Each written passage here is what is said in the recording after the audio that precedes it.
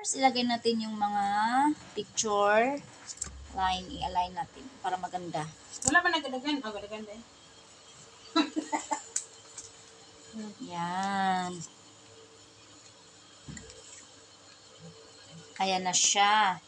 And Tapos, second, pindutin ko ulit. huwag na. Second, ipasok na natin.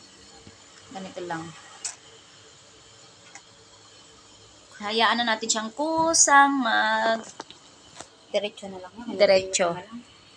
Nagpo-post-post pa. Diba? Yan na siya. Post na. Anton, stop na lang na ako.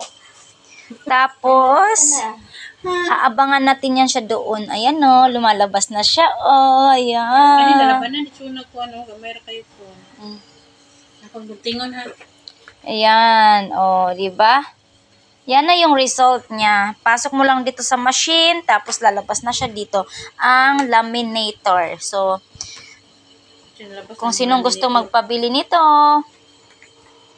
napaka-useful to sa mga estudyante. Bugat, pagdalas Pinas na ito. O, yan.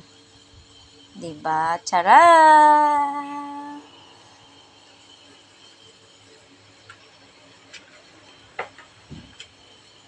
Hindi, videohan ako ba kung ikuan sa akong friend.